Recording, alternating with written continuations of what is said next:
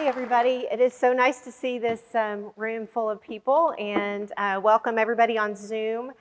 I'm glad that Elizabeth didn't hit a whole lot of highlight on my bio because I wanted to kind of open this up with some I ams, just so you guys know and kind of understand why my topic is finding the value in your journey, why I wanted to talk about this. I will preface it by saying, you know, we all have a journey, right? We all go through things, good things, bad things, challenges, a lot of twists and turns in our lives. But for me, a lot of you may not know, I am a survivor of sexual assault. I am a survivor of domestic violence. I have been homeless. I have been jobless.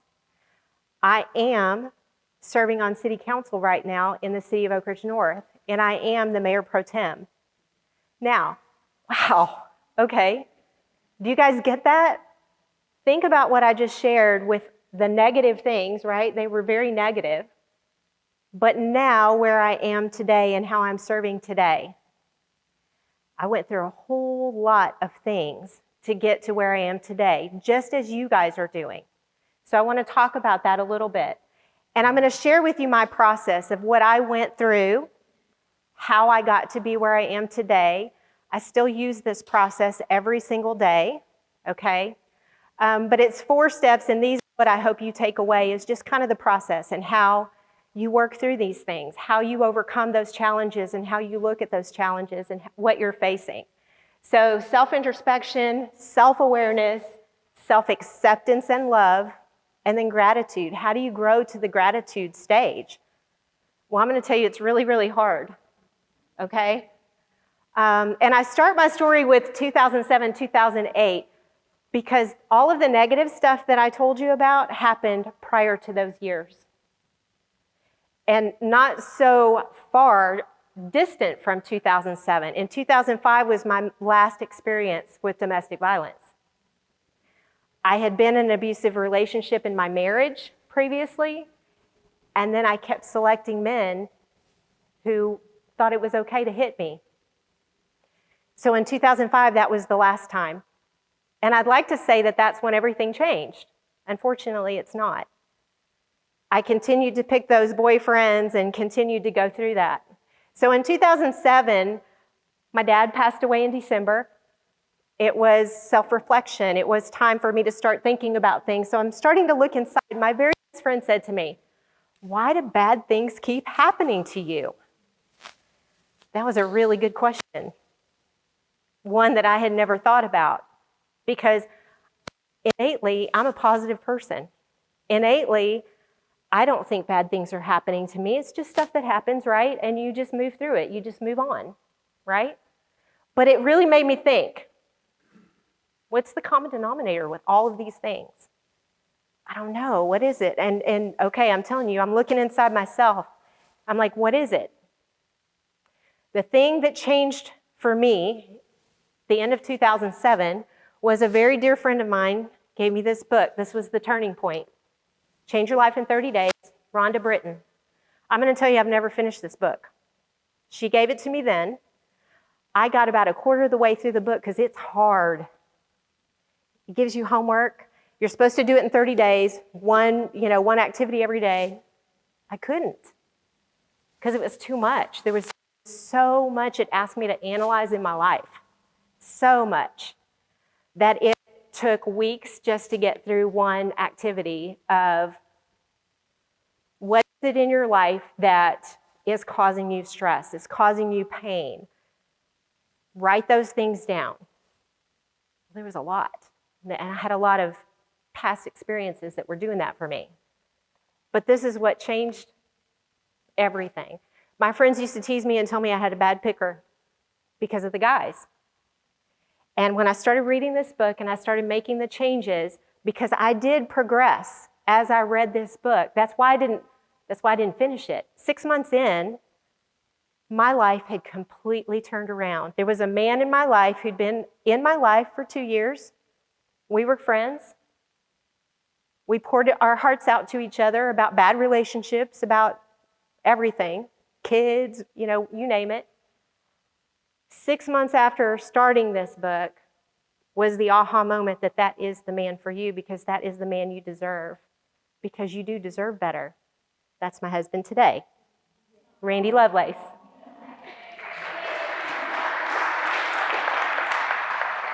So my self-awareness was, I was the common denominator. It was me, okay? I had to take responsibility for what happened in my life, those bad things. I'm not saying that I deserved for someone to hit me, but I accepted it. I took the responsibility of accepting it. I understood that I allowed that stuff to happen to me.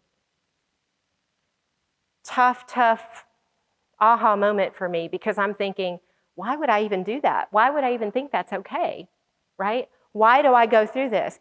I will tell you, in that bad marriage, I had someone who I networked with come up to me after he and I had separated, and she said, oh my God, I'm so glad you were not with that man anymore. He was such a bad person. You deserve so much better. And let me tell you, I thought I was hiding it, okay? I didn't think anyone knew. She knew, she saw me, she saw it. She saw the signs, the red flags. But she didn't say anything until after I left, okay? So I'm going to encourage you guys, if you see something, say something, right? Say something. Tell your friend. If you see red flags, if you think that, hey, maybe that relationship is not exactly good for that person. Maybe that person is not exactly good. They're not encouraging them. They're not treating them the way they should. Just have a conversation. I'm not saying accuse. I'm just saying have a conversation. Make sure your friend's okay. Because sometimes that's all it takes, is one person to reach out. So I asked all these questions. How did I get here? How did this happen to me? Well, if you talk to therapists are going to tell you that you got this dad thing going on, because my parents divorced really early. My dad wasn't around when I was growing up. We reconnected when I graduated high school, and he came and told me he was proud of me, and that was great, and he was sorry about not being in my life. And then he went away again. And he went away again until I was in my early 30s. And then I got to know my dad. And my dad lived with a woman who didn't like me. And she didn't make it easy for him whenever he said he wanted to come and see me. So did I have a daddy issue? Maybe, because I thought, what's wrong with me? Why doesn't he want to see me? Right? That's usually what we do. We don't ever put it back on the other person and say, they're lost. What's wrong with them? Why don't they see the value in me? We don't do that, right? So I had to figure out who I was.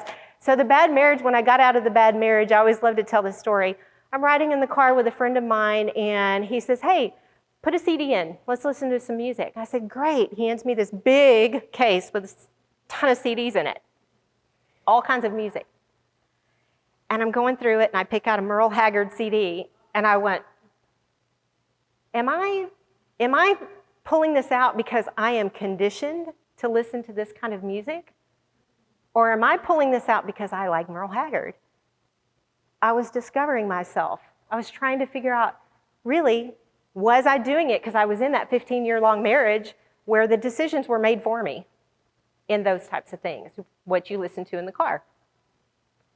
Well, I found out I love Merle Haggard, okay? So I put the CD in. I was like, yeah, this is definitely for me. So as I started to learn more about myself, I started to realize I like who I could be, because I needed to figure out how to break all those, the bad picker, all of those things, right? And as I'm going through this, during the 6 months of reading this book, this is what I was doing, was understanding myself and learning to accept me, all my quirks. I have a lot of know me. I'm a little whatever. I have a very professional persona, but those of you that know me well know that I'm very playful, and I enjoy my family very much. I enjoy being playful. I love to go out and have a good time. I love live music. There's all kinds of things. I love to dance, and I don't get to do it enough. So I've started having dance parties in the backyard with my little granddaughters. We crank up my Pandora and we get out there in the yard and dance. Just because. So that is awesome to me because now I'm comfortable in my own skin and I'm comfortable enough to tell you guys some of what I used to consider my deep, dark secrets, things I didn't want anybody to know. And people who met me while I was going through this process called me stoic. And when the gentleman called me stoic, I was like, I think I'm offended. Wait, let me look it up. I'm Googling. Oh, it's guarded. Okay, yes, I'm stoic. I was, because I didn't want anybody to know all the bad things that happened to me that I allowed. Okay? So I had to learn to love me for me, the person that I am with all of these things and all of this experience that I've had that most people would say, oh my gosh, how are you even standing here today, right? How are you the positive person that you are, the giving person that you are, the person who is always reaching out to others to help others? All those experiences helped me. They helped me be that person because now I relate. I can relate to that. I'm going to play this for you real quick if it works. Here we are. We have just made it to the summit of Enchanted Rock. What do you have to say for yourself? I'm so excited I made it to the top. Okay, and we're going to film another one of these when I get to the bottom. Just to prove I survived it. It's one thing getting up here, it's another thing getting down, right? Yes, absolutely. Okay, look at this view. Can't believe. So if you couldn't hear that, that's Enchanted Rock in 2019. And you notice she's not even breathing hard. Man, and we're at the top of the rock. And I'm super excited that I'm there. Oh, there she is again. And my husband is really proud of me for getting up there. And what would you like to say to all your wonderful fans? Oh, I have fans? You have fans. I'm pretty sure you do. Thank you for being a fan. Love you guys back. We're having a great Labor Day weekend. Hope you are too. All right. Look at that view. Suck it all in. So we're here. I'm sharing this with you because I want you guys to know about what I learned on Enchanted Rock and the journey. Because like I said, all of this, I still practice this every single day. But this was, again, another aha moment for me. So these pictures are of the journey up to the top. And you can see the smile on my face. I'm so excited, right? But there was a lot that I learned there. A lot that I learned on the way up. So for me personally, and I may not hit every bullet because I'm not looking at them, but for me personally, I learned that if I have a goal in mind, I can achieve that goal. I really can do anything I set my mind to, like my stepdad told me. He told me that since I was a sophomore in high school. Girl, anything you set your mind to, you're going to get it done. I just didn't believe it for a long time. And then this in 2019 just really, really set it in for me to make me realize, you know what? He was right. And he is right. When I look back on my life, I have done so much. So my goal was to climb to the top. I'm going to tell you that for those of you that don't know, I had a motorcycle accident in 2008, and I shattered my tibia. In 2015, I had a knee replacement and a couple of surgeries on my foot, all on the same leg, my left leg. So if I'm ever not walking straight in front of you, it's not that I've had too much to drink, it's that I'm having a hard time steering my leg. Because I still have residual effects from that. But so my goal was to get to the top of the rock. And so as I'm getting there, and I'm not in the best shape, I'll tell you that, but as I'm going up, I have to take a little rest. And my sweet husband, he is amazing. He rests with me, and he will rest for as long as I need. There's no time frame for him. He is so accommodating to me. But I would sit and I would rest for that long, get my breath, get my gumption, and I would start going back up. And you know, it's very strategic when you climb the rock. I don't know how many of you guys have done this, but you don't just climb straight up because, oh my God, you'd kill yourself if you tried. You kind of go back and forth because you're trying to figure out what is the least amount of resistance I can go up to climb this rock. So it is a curvy endeavor. It's a curvy journey.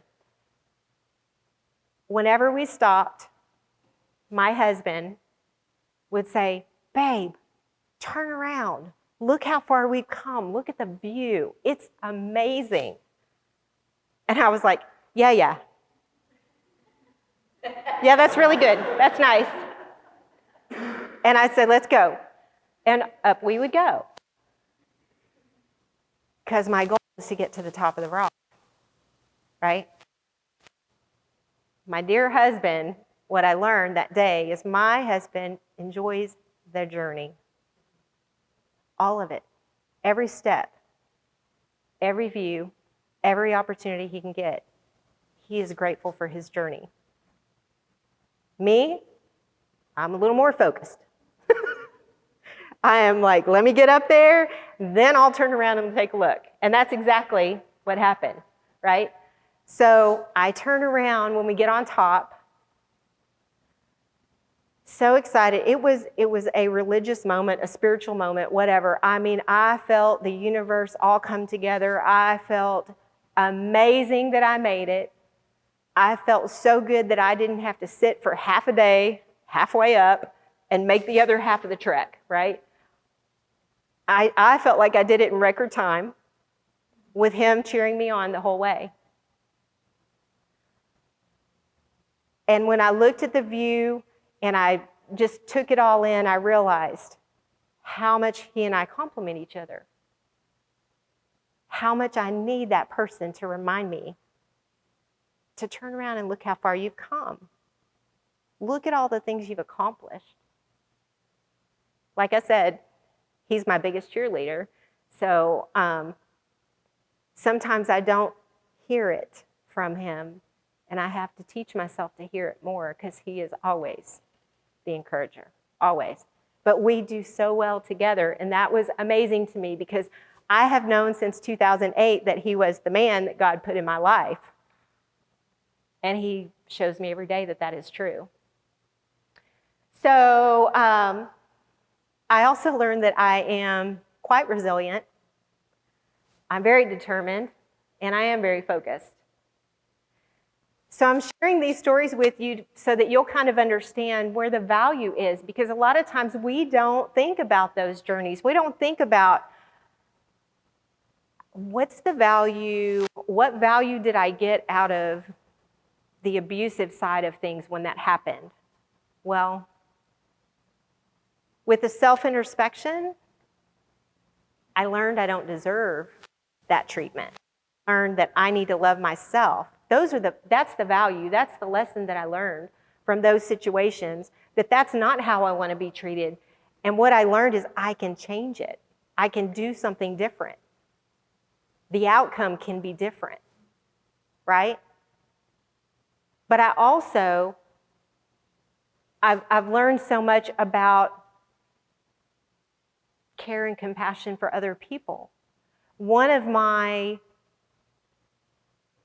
I guess, the opportunities that I take is that anything that I've experienced myself, I pay it forward. So if I can be of service to people at the women's shelter, I am. I'm a proponent. I'm going to tell you, they're lifesavers, because I did call and I did talk to a counselor. And that counselor told me, you know, women go back 7 times before it sticks. And I told her, not me. This is it. I'm not doing that again. And I didn't go back to him, but I repeated the process for a little while, right? So my lessons are the value, and it's the value to me that I bring to other people, and I want to share the story, and I want to let those women know in the shelter, you can change it. It is truly up to you. It's your choice. You choose to do something different. You choose to succeed in your life and be the woman that you can be, right? Be strong for your kids. Be strong for yourself. Homeless. I told you I was homeless. Well, in 2005, I found myself without a job, without a home. I was staying with a girlfriend, so I wasn't sleeping in my car, but I could have been. Thank goodness my friend took me in. So anytime that somebody tells me, hey, we've got this homeless shelter over here, we've got this family over here, I'm there. I know what it feels like to not know about the roof over your head. I know what it feels like to have children and not know where the next meal's coming from. My church stepped in and helped our family when I was going through that. My kids were really young. They don't really remember that, thank God. But the food bank has been a huge, huge part of my life for 25 years since I've been here in Montgomery County because I wanted to pay it forward. So all those experiences that you have, all those negative things, and oftentimes we call them baggage, right? But that luggage that you're carrying around, find peace with it. Find the responsibility for yourself, right? Make peace with it, and then use it. Let it fuel you. Because when you step out and you actually focus on somebody else, it makes all your things go away, right? Because your focus isn't on you anymore. It's on helping somebody else. So I probably got really off track there. So I ask myself now, what's the worst thing that could happen? I've been homeless. I've been hungry. I've had different companies. So I can't think of anything that would be there's nothing I can't handle, right? I am a woman of faith. Most of you that know me know that.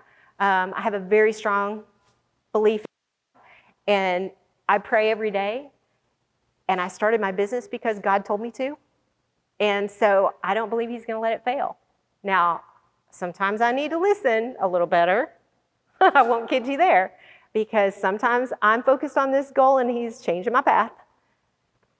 But that's okay, because there's time to correct. So I'm just going to encourage you, take a look at your journey. Take a look at the opportunities that you have. Pay it forward to other people. I love to work with business owners. I love to work with young business owners because I love to mentor them and tell them, hey, it's not easy. It's a fun ride, I will tell you, but you better hang on because you're going to go like this, right? Like Elizabeth said, it's not a straight up situation. Neither is the rock. You guys need to go climb the rock. It's a spiritual moment, I'm just going to say. So I shared a story with Elizabeth about the WISE conference, and it was this year because we had to go virtual. So I'm just going to tell you guys this situation that happened. I'm not a techie person. If you guys know me, I'm just not. Technology overwhelms me. But we had to go virtual, and I am the coordinator. I've been the coordinator for the WISE conference for 3 years. I don't know technology.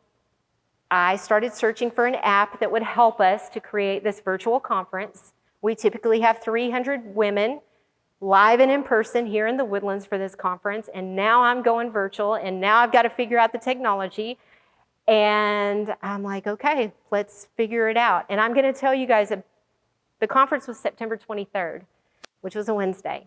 The Monday before, we had our speakers ready to do their run-through.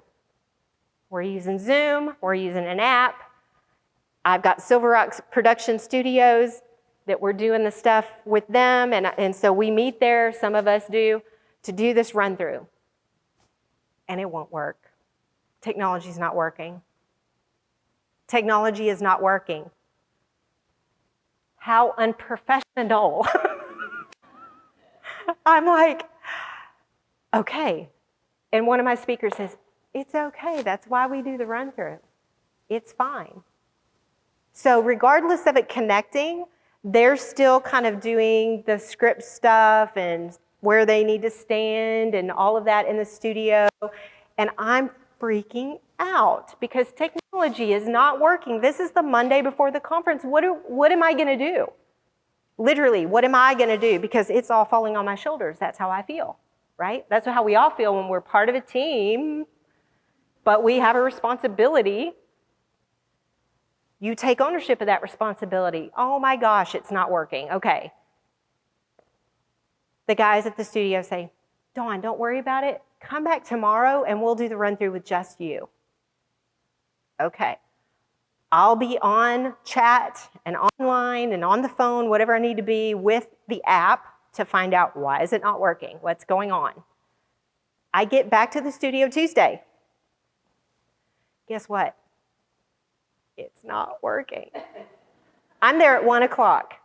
It's not working. I am chatting with the app. I've got my Silver Rock guys there. We're trying to make it work.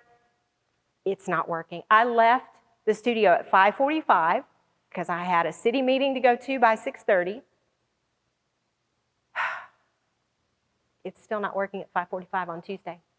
My conference starts at 8:30 on Wednesday morning. But you know what? I had this eerily weird peace about it for whatever stupid reason I felt like. It was like, what is wrong with you? It's okay. It's going to be okay. That's what I kept telling myself. It's going to be okay. So I get in there, 7:30, because we've got another run through with our speakers on the day of the event, and it's not working. It's not working. And I have our web person who is sitting there at a table next to me who is freaking out. Not helpful. I'm like, okay, let me live chat the guys. Let me see what I can do. I'm sitting here staring at the screen. I'm pushing all these buttons. Again, understand, I'm not tech savvy, so I'm doing what will work. And there's a screen that keeps popping up, and I'm like, I don't know. And Brian, sweet Brian from Silver Rock, leans over and says, what happens if you push that button? The button says broadcast. I was like, I don't know. It's probably going to go live. And he goes, that's okay, right? Because it's just us on it right now for the run-through. And I went, I pushed the button, and it all works. It all worked. It was as simple as a button, one button. And let me tell you, at that moment, what happened, I had one speaker on. He had an assistant who was going to put his PowerPoint up and share the screen. Director, producer, whatever that person is called in the studio, that was me. I was like, sir, I need for you to speak so I can test your sound. I need your assistant to pull up your PowerPoint so I can make sure that it works. And it was like, I don't know who possessed this body, but it was going like that. And it was 8:15 when all that happened. The conference started at 8:30. My web person over here went, oh my God, I would have given up. And I would have given up. I'm like, no, ma'am, we can't. I have sponsors, I have speakers, I have attendees who are expecting this conference to be live in just 15 minutes. Giving up was not an option. Failure was not an option. And I used to say that to myself a long time ago, and it was like, I guess I never realized just how true that is. I don't consider it a failure if I learn something from it. I may stumble and I may fall and I may break a leg or hurt a foot or do whatever, skin my knee. But when I get back up, that wasn't a failure. I just learned to watch where I'm walking, right? The other story that I want to tell you real quick, and I don't know how I'm doing on time, so somebody flag me if I'm... the other story is, and I just put this in just over the last week because Randy and I were sitting and talking about it, and I was telling him, I've been having this, I'm in the shower and I have this vision, and I'm closing my eyes, I listen to meditation music when I take a shower, and I am seeing my beautiful new shower. But it's gray tile. And I'm like, gray tile? No. And so in my vision, I'm trying to change it to like a beigey, sandy color or something, because my bathroom it's beige with burgundies and really pretty earth tones and all of that. But that won't come. I cannot visualize that color, that neutral earth tone color. I keep visualizing the gray. And Randy and I are sitting on the back porch and we're talking about it, and all of a sudden it hit me like just a bolt of lightning. Well, of course it's gray, because you're not just getting a new shower, you're remodeling your bathroom. And I was like, how limiting am I being with my thinking that it's just the shower? Have you guys ever done that? Ever thought about something and thought, this is the piece that you see, but you're like, no, it doesn't exactly fit, and then you realize, but it fits into all of this. You kind of open your eyes to it. These are aha moments that I have, and I love the fact that God's given them to me a lot lately. I really appreciate that, because He is really helping me to expand my understanding of things, my understanding of limiting my thoughts, right?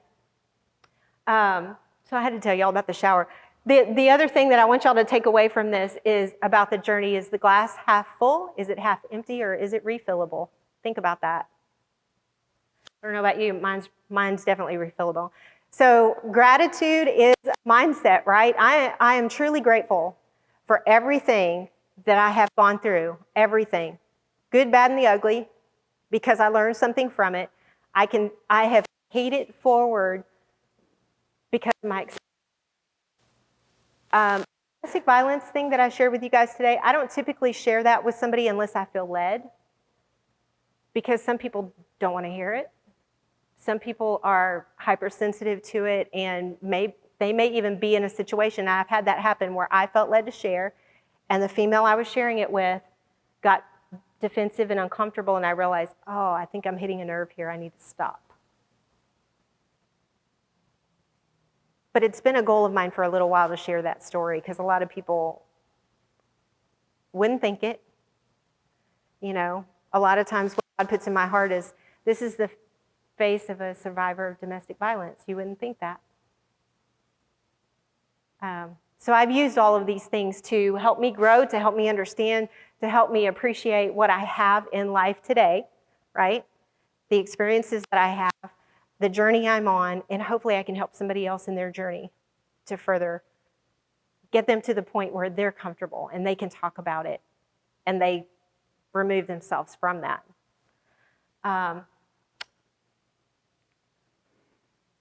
So your takeaways are the process. I just encourage you to look at the process. It's really hard. That self-introspection is super hard. But once you do, and you get to self-acceptance and you realize, okay, yeah, so I'm gonna accept the responsibility of my role in my situation, and I'm gonna learn from it, and I'm gonna move forward. Then you can move past into your own self-acceptance and love, and you can move into gratitude, and you can even pay it forward yourself. So I had to put these last two slides in. This is my family. Up on the side over there is my stepdaughter, Lori, and grandson, Bo. And then these three right here, grandkids, Peyton, Joe, Braden. We have 7 grandkids. So Randy and I on our wedding day in 2012. And we waited a while to get married, by the way. And then our grandkids that live with us, my daughter and my son here, and my parents. And I sure miss my parents, because my mom's, she's compromised, immune compromised, so I haven't seen her since January, but we FaceTime and I talk to her, and she just lives across town in Houston. So this COVID thing has really messed with us. So I miss them a lot. And that's my stepdad that told me I could do anything that I set my mind to. He is my second biggest cheerleader next to my husband. So I just want to thank you guys for letting me share today. I hope you got something out of it. I sure appreciate being able to share my heart with you today. And thank you, Elizabeth, for having me do